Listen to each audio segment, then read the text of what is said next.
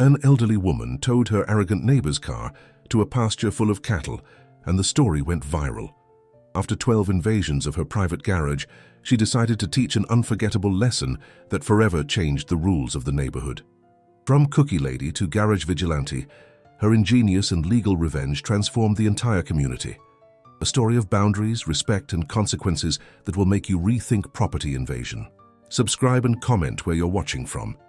Have you ever wondered how far your patience goes when someone invades what's yours?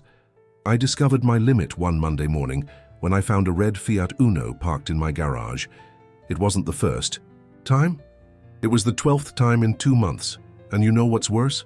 The car owner thought I was just a harmless old lady who wouldn't do anything about it. Big mistake. I am a 68-year-old woman who built her house with a lot of sweat. Recently retired, I meticulously planned every inch of my refuge, including the garage that cost me 6 months of savings. I have 3 characteristics that define my personality: impeccable organization, patience that extends only so far, and a creativity that blossoms especially when I'm annoyed. And believe me, I was very annoyed.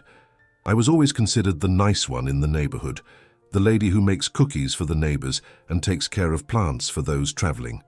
30 years playing the fool, being the dear aunt that everyone loves but nobody truly respects.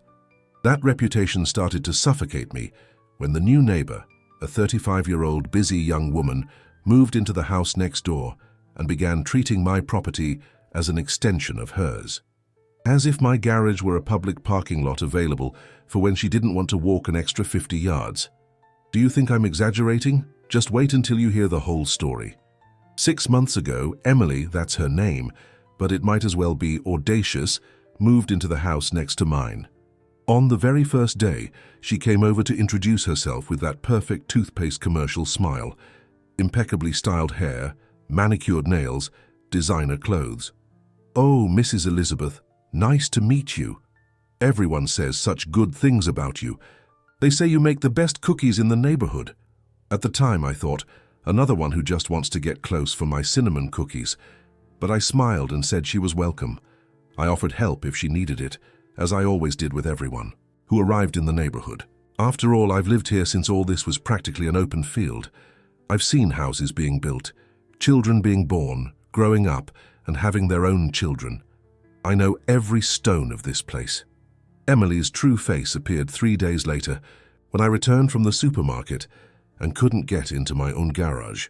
There was a red Fiat Uno completely blocking the entrance. There was no note, no explanation, just a strange car occupying a space that didn't belong to it. At that moment, I took a deep breath. It must be some mistake, I thought.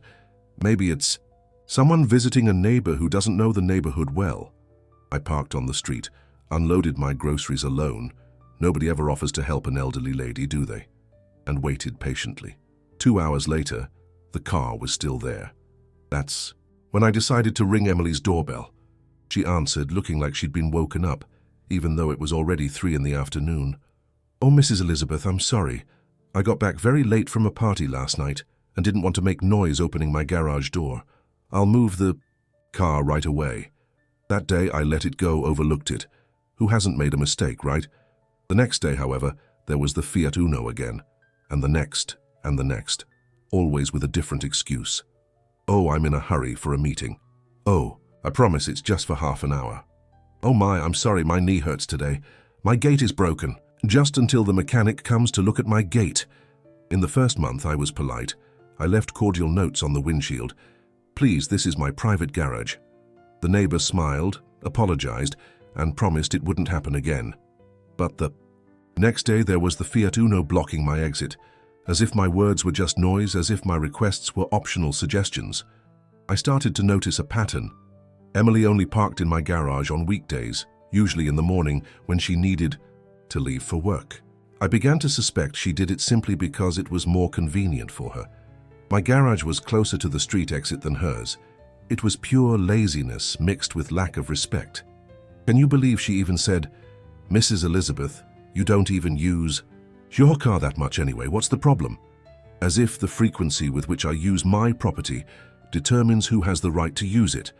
As if I, at 68, needed to justify why I want to keep clear the access to the garage that I built, that I paid for.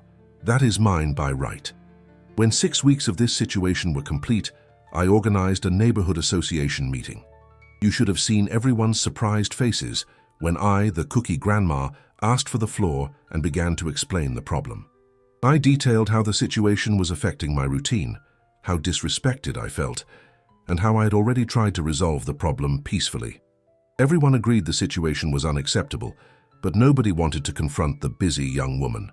After all, she worked at a large company and could bring prestige to the neighborhood.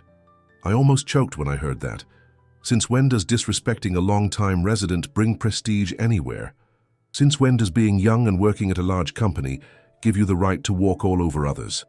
The president of the association, Mr. Robert, a 72-year-old gentleman who had always been my friend, patted me on the shoulder and said, "Calm down, Elizabeth. The young lady is new here, she's still adjusting. Have a little more patience."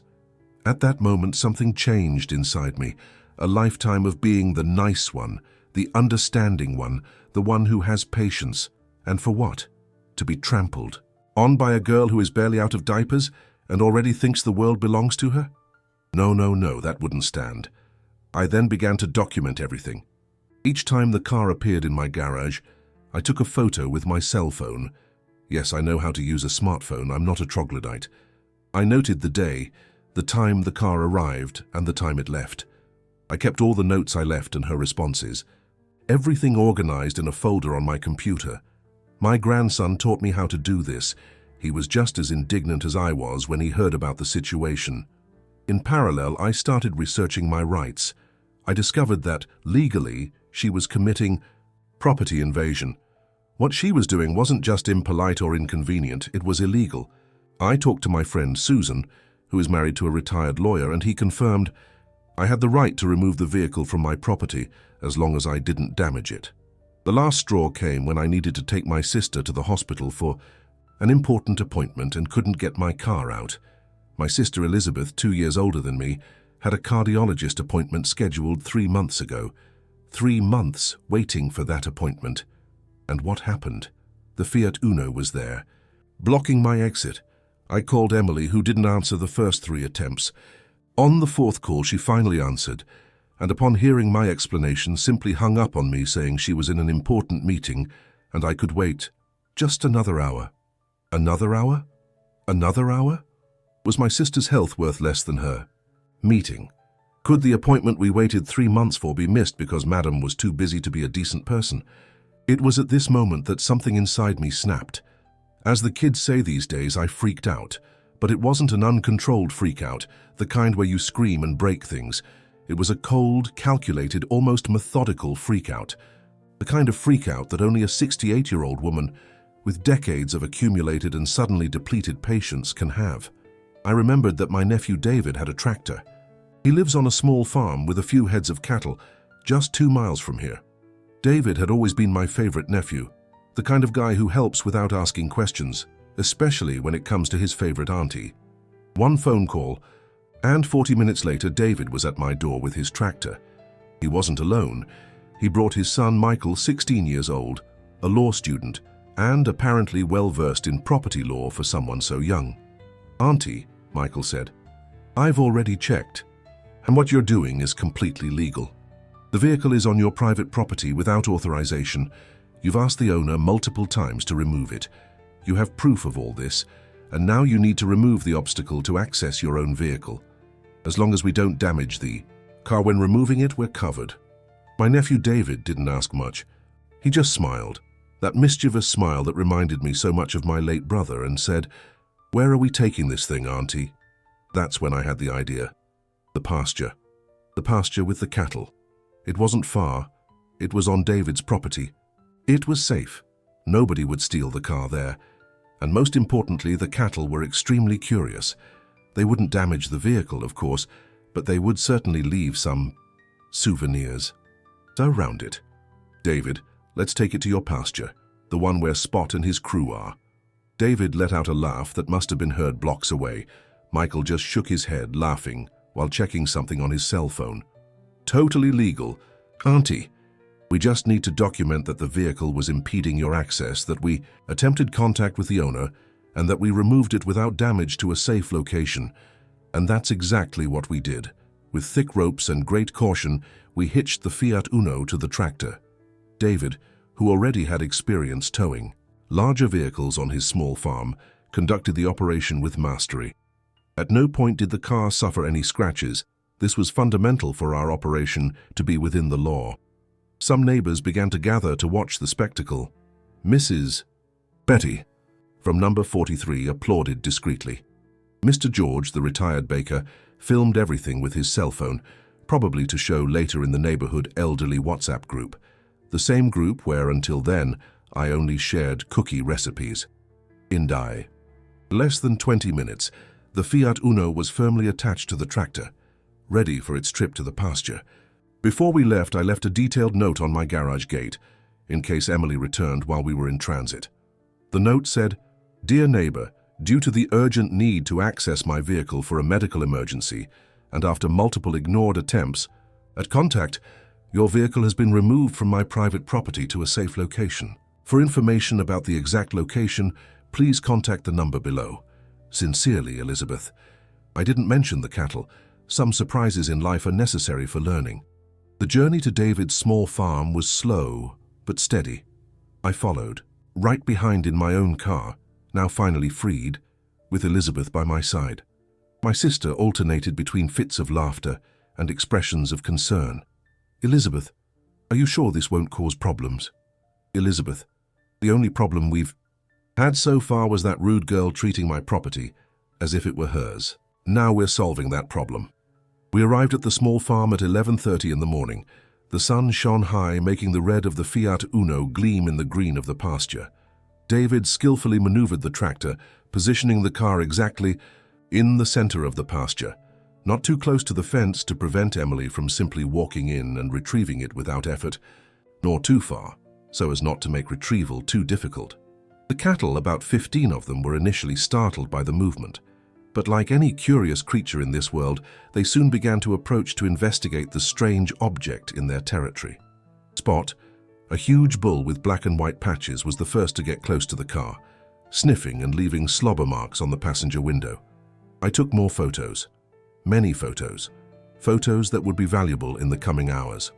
After ensuring the car was safe and there was no risk to the animals, after all, I didn't want to harm the poor cattle, we returned home.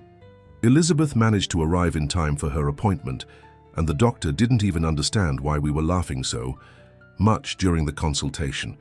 When we returned home around 3 in the afternoon, the storm was just beginning. Emily was at my doorstep, her face red with rage, pounding on the doorbell as if she wanted to break it. Upon seeing me arrive, she lunged forward like a wildcat. "You crazy old woman, where is my car? I'm calling the police. This is theft. You're going to jail." Elizabeth, always the more nervous one, flinched a little. But me? I smiled. I smiled like I hadn't smiled in years. That smile my mother used to call the devil's smile, not because it was malicious, but because it announced that someone was about to get exactly what they deserved. "Good afternoon, Emily. Glad you showed up. Your car is safe, don't worry." "Safe? Where? What did you do?" "I merely removed a vehicle that was illegally parked on my private property after multiple ignored requests for its removal, exactly as the law allows." Emily was speechless for a moment, as if she was processing what she had just heard. Her face changed expression several times. Rage, confusion, more rage, a flicker of concern. You can't do that. It's illegal." That's when I took my cell phone out of my pocket and showed her the folder titled Property Invasion. "Emily." I opened the folder and began to show her, one by one, the 47 documented photos of occasions when her car had been parked in my garage without permission. Each photo had the date and time. Some included her herself getting in or out of the vehicle. This doesn't even count the neighbor testimonies, the notes I exchanged with you asking you not to park here anymore, the recordings of our conversations, where you promised not to repeat the behavior, and the attempt to contact you this morning when you hung up on me while my sister needed to go to the doctor. Emily's face turned pale. I don't think she ever imagined that a little old lady like me could be so methodical, so organized, so digital. "And where is my car now?" I showed her the most recent photos. the red Fiat Uno majestically, positioned in the middle of the pasture, with Spot and his bovine friends satisfying their curiosity around it. One particularly charming photo showed one of the cattle licking the car's rear-view mirror. Emily almost fainted. "You put my car in a cattle pasture? You are completely insane." "No, Emily, I would be insane if I had ignored your repeated invasions of my property. What I did was perfectly legal. I removed an invading vehicle to a safe location. The cattle are extremely docile, don't worry. They won't scratch your car much. I'm going to sue you for every last cent." That's when Michael, my grandnephew, appeared at the door. He had stayed at the small farm finishing the legal documentation for the vehicle removal, but apparently decided to come straight to my house afterward, anticipating the confrontation. "Good afternoon, Mom. I am Michael Smith, a law student. I would like to inform you that the removal of your vehicle was carried out within all legal parameters provided in the Civil Code. You repeatedly parked on private property without authorization, ignored multiple requests for removal, and specifically, today prevented access to a vehicle needed to transport a patient for a scheduled medical appointment. We have all the documentation, including the complete history of invasions. If you wish to sue my auntie, feel free, but I must warn you that you will likely face a robust lawsuit for property invasion." Emily looked at Michael, then at me, then back at the photos on my cell phone showing her precious Fiat Uno surrounded by curious cattle.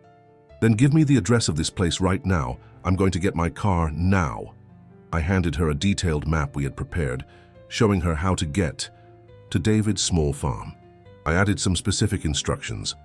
"The entrance gate is locked, but David left the key under the blue flower pot. When you enter the pasture, walk calmly. The cattle are curious but not aggressive if you don't scare them. Oh, and watch where you step. The cattle leave some souvenirs along the way." Emily snatched the paper from my hand and stomped off. Before she reached her gate, I still shouted, "Emily, I forgot to mention, it would be good to bring some carrots or apples. The cattle love them and get friendlier when you offer food." I saw her shoulders stiffen, but she didn't look back. She went into her house, slamming the door hard enough to make the windows rattle. Elizabeth and I went inside and finally let out the laughs we had been holding back. Michael joined us, laughing, but also reviewing all the legal aspects of the situation, ensuring we were completely within the law. "Auntie Elizabeth, you're my hero," he said, between laughs. "I'm going to use this case in my final paper, if you allow it." The story spread through the neighborhood like wildfire. Within hours, the phone wouldn't stop ringing. Neighbors who barely greeted me now wanted to know all the details. The neighborhood WhatsApp group, normally used only for announcements about water outages or security, exploded with messages. Suddenly, the cookie lady became the garage vigilante. The neighborhood association, which had previously ignored my complaints, now wanted to create specific rules about parking. Mr. Robert, the president who had previously asked me to have patience, now wanted to schedule an extraordinary meeting to discuss respect for private property. Emily returned from the small farm about 4 hours later. Her car, previously bright red, now bore stains of various bovine substances. Her perfect hair was disheveled, her designer clothes were dirty with mud, and her face, well, her face showed the kind of expression you only get after facing 15 curious cattle to retrieve a car in the middle of a pasture. She didn't knock on my door again that day, nor the next. In fact, she spent an entire week avoiding even looking in the direction of my house.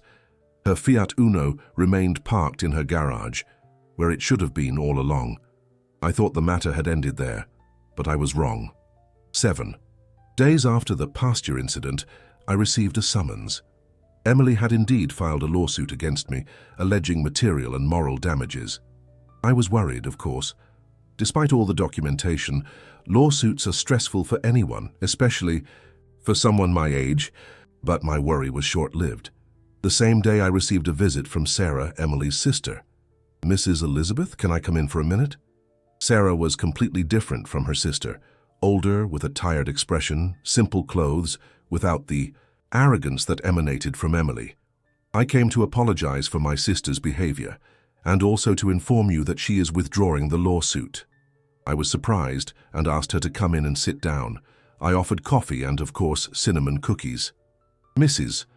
Elizabeth, my sister, has always been like this. She thinks the world revolves around her. Our parents spoiled her too much, always gave her everything she wanted. When I found out what she had been doing with your garage, I was horrified, but not surprised. Sarah explained that Emily had told the story to the family, expecting support, but found only disapproval. Their father, a 75-year-old gentleman, was especially furious. Dad said that if she didn't withdraw the lawsuit, he himself would come apologize to you and cut off the allowance he still gives her. It's embarrassing, I know, a 35-year-old woman who still gets an allowance from her father. At that moment, everything made more sense. Emily wasn't just an arrogant young woman. She was a spoiled adult who had never had to deal with the consequences of her actions until she met a seemingly harmless old lady, but with finite patience and a nephew with a tractor. Sarah, I appreciate your visit and your words. I don't hold a grudge against your sister. I just want her to respect my property. You can rest assured she learned her lesson. In fact, she's so embarrassed that she's thinking of selling the house and moving. She said she can't look at the neighbors anymore without imagining they're all laughing at her. 3 weeks later, a for sale sign appeared in Emily's front yard. A month after that, she moved out without even saying goodbye. I confess I didn't miss her, but the universe has a peculiar sense of humor. The house was bought by an elderly couple, friends of my sister Elizabeth as it happens, Charles and Mary, both in their 70s. And the most ironic part? Charles was a retired former judge who, upon hearing my story, installed a huge sign in front of the house that read, "Respect others' property or your car might become a tourist attraction for cattle." The cherry on top, the neighborhood association decided to elect me president. I, who had never been interested in community politics, suddenly found myself leading monthly meetings where we discussed everything, from security to social events. The first rule we implemented, a code of conduct for parking, of course.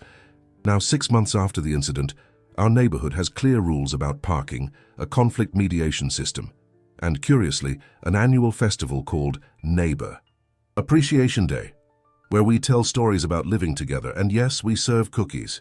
My cinnamon ones are always the first to disappear. As for the Fiat Uno, it only stayed in the pasture for 1 day, but the photograph of it surrounded by curious cattle became the symbol of our neighborhood WhatsApp group. It's even printed on the mugs we made for our festival. And Emily? I heard from Sarah that she now lives in an apartment with a private garage. It seems some lessons, even learned the hard way, and the bovine way, are eventually absorbed. This experience taught me a lot. At 68, I discovered I can still surprise myself. I discovered that no matter how sweet and patient I may be, I also have limits. And when those limits are repeatedly crossed, I have every right to act, within the law of course, but with a creativity that many wouldn't expect from a cookie grandma. It made me think about how many times in life we, especially women of my generation, swallowed frogs and more frogs to be seen as nice, as understanding. How many times we let others cross our boundaries because we were taught that confrontation is ugly, that complaining is inappropriate, that we should always turn the other cheek. Well, I turned the other cheek 11 times. On the 12th, I gave a pasture full of cattle, and you know what? I've never felt so good. Many people ask me if I regret it. If it wouldn't have been easier to just call a tow truck or the police. Technically, yes, it would have been easier, but would it have been as effective? Would it have caused such a profound change not only in Emily, but in the entire neighborhood? Would it have transformed me from the harmless old lady into someone who deserves respect? The most interesting thing is how this story affected other people around me. My friend Susan, always so submissive to her authoritarian husband, suddenly started setting boundaries at home. If Elizabeth can face an arrogant young woman and 15 cattle, I can certainly tell Thomas I won't tolerate him leaving dirty socks around the house anymore. Elizabeth, my sister, who was always so timid, started speaking up more at family gatherings. I learned from my younger sister that our voice matters no matter how old we are. Even my nephew David changed. He was always a man of few words, but after the pasture incident, he started telling this story to everyone he knew. My Auntie Elizabeth taught me that respect has no age, and that creativity and problem-solving is a virtue we should cultivate. It's funny how life works, isn't it? I spent decades being the good neighbor, the kind lady, the cookie grandma, and what really made me leave a mark on the world was an act of calculated rebellion involving a tractor and a herd of cattle. This experience made me reflect a lot on female aging in our society. We are constantly made invisible, infantilized, treated as fragile beings or worse, as burdens. How many times have I heard, "You shouldn't worry about this," or "Let me handle it for you," or even worse, "At your age, it's better not to get stressed." As if upon crossing the threshold of 60, we lose not only some melanocytes, yes, my hair is completely white and I'm proud of it, but also our ability to think, to feel, to act, to fight for what is ours. Emily made the same mistake many people make. She confused kindness with weakness. She thought that because I smiled and offered cookies, because I spoke softly and had wrinkles around my eyes, I would be easy prey. A little old lady who, at most, would shake her finger in disapproval, but do nothing more. She forgot that we, the elderly, have something that young people are still building: experience, hard-earned wisdom, and most importantly, time to plan a perfectly executed revenge. I'm kidding about the last part. Partially. The most interesting thing is how this experience changed not only how others see me, but how I see myself. I spent my whole life defining myself as a mother, wife, grandmother, friend, neighbor, always in relation to someone, always in the role of caregiver, support, backup, rarely as the protagonist of my own story. The pasture incident, as it's now affectionately called in the neighborhood, showed me that even at 68, I am still the hero of my story. I can still surprise, I can still change, I can still grow. I can still look in the mirror and say, "This is me, Elizabeth Smith, a woman who doesn't let people park in her garage without permission." You know what the most ironic part of all this is? Emily, with her arrogance, her disrespect, her presumption, ended up being the catalyst for the biggest transformation in my life since my husband died 15 years ago. She, unintentionally, gave me back something I didn't even know I had lost: my voice. Sometimes I think about sending her a thank you letter. "Dear Emily, thank you for repeatedly parking in my garage and ignoring me when I asked you to stop. Thanks to you, I rediscovered my inner strength, became president of the neighborhood association, inspired women of 3 different generations, and now I'm writing a book. With gratitude, the little old lady of the cookies and the cattle." But I don't think I'll do that. Some people learn through positive example. Others, like Emily, need to learn the hard way, or in this case, the bovine way. Speaking of cattle, Spot became a local celebrity. David says visitors to the small farm frequently ask to take photos with the bull that helped Mrs. Elizabeth.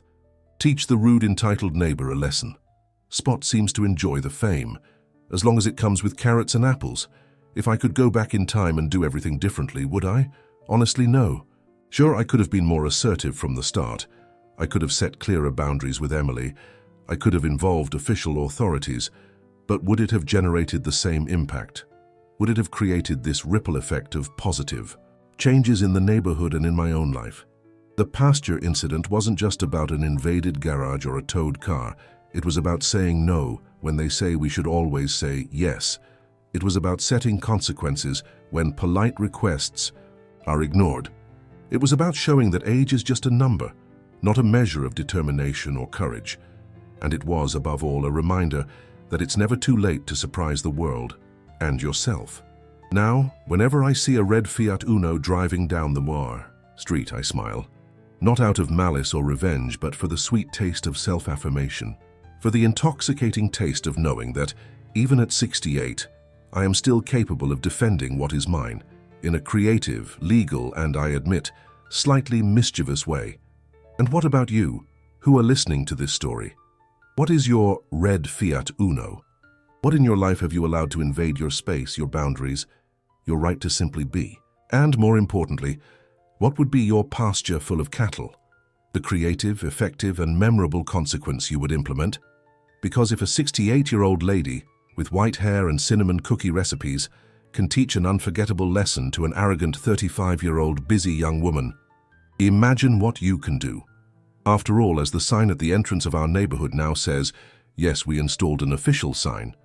Our community is like a cake. It works best when everyone respects the recipe. And when in doubt, ask Mrs. Elizabeth. She has cattle. The most important thing I learned during this tumultuous journey: kindness doesn't mean being a doormat. Respect is a two-way street, and sometimes a little creativity and problem-solving can turn a simple garage dispute into a neighborhood revolution. And to think it all started with a red Fiat Uno in my garage,